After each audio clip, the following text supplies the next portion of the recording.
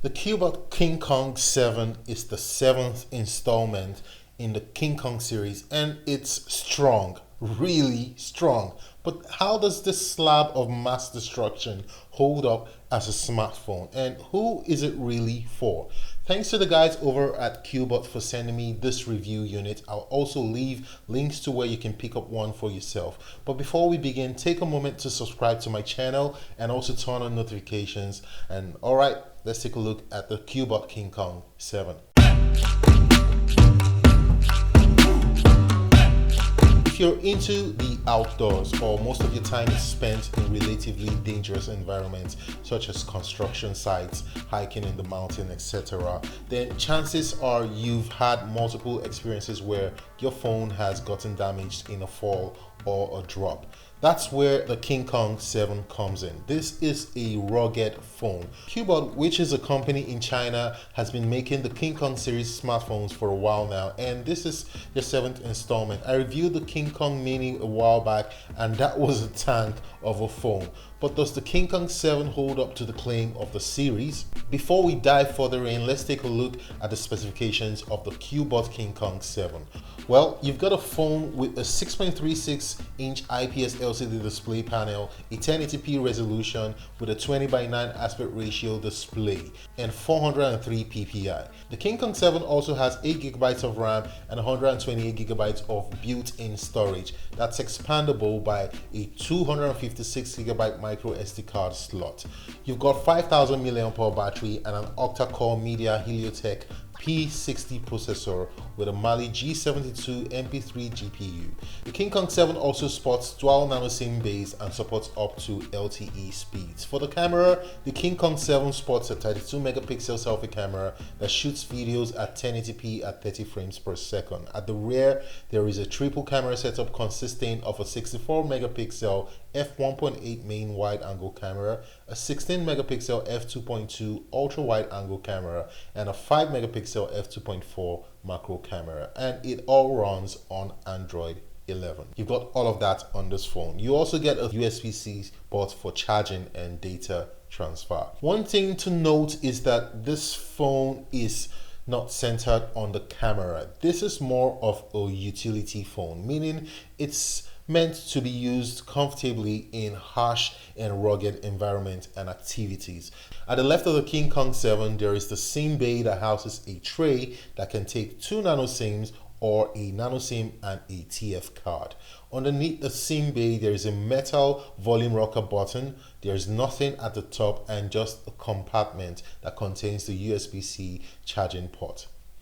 This port also works as your headphone port, as this phone comes with a pair of USB-C earphones. Let's talk about the ruggedness for a bit. This is one rugged phone. It's built like a tank and it feels like a solid slab of pure gold. Well, not that I've held one, but you get the point.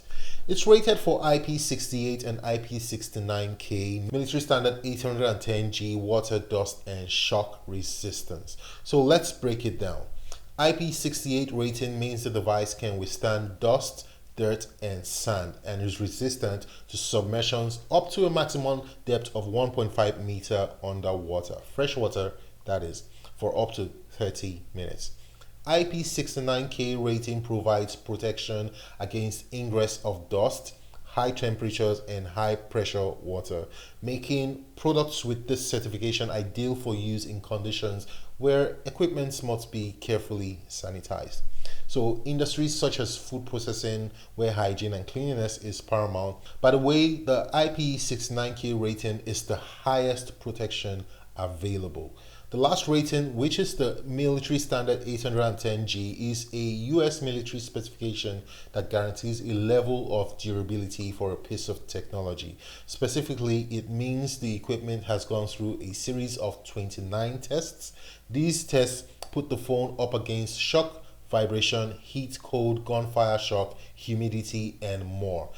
Any military standard 810G device should be field ready or even combat ready in principle. What all these means is that you can take this phone anywhere and it should in theory be absolutely fine. So for performance, this is no beast in terms of its performance. It runs on Android 11, powered by the MediaTek Helio P60 SoC, and it's fine. It runs okay, but I imagine when you load this with lots of apps, it's going to slow down over time. But again, if you're going to be using this sort of phone and you are in the aforementioned industry where this will be well appreciated, I don't think you'll be loading a lot of apps on this phone. But it's fine for casual everyday use. The 5000 mAh battery lasts all day and the screen is quite bright. In fact, I was quite impressed with how bright it got in direct sunlight. As for the cameras, I really don't have anything to say. Again, I would repeat, this is not a camera centric phone. It was never meant to be that, so let's just leave that there. It's there if you want to take pictures of maybe a fault at a rig or a fault on a building or something. So that's what it is. It's not for anything major. That being said, I think that for $183, this phone is well priced. You get a 1080p screen, 5000 mAh battery, and a solid build. The downside to this phone is that it's very heavy and not so fast. But would I recommend the Cubot King Kong 7? Well, if you're a construction worker or you work in a wet environment or you're into the outdoors, that's mountain climbing, bungee jumping, etc., then yes, you should consider this phone, as it most likely will weather any situation you throw it in. Thanks again to the guys at Cubot for this review unit, and thanks to you guys, my viewers, for watching. Don't forget to like this video if you found it helpful, and consider subscribing to my channel and turn on notifications so you're notified when I post a new video. That's it for this video. Have a great day, and I'll see you guys in my next video. Cheers.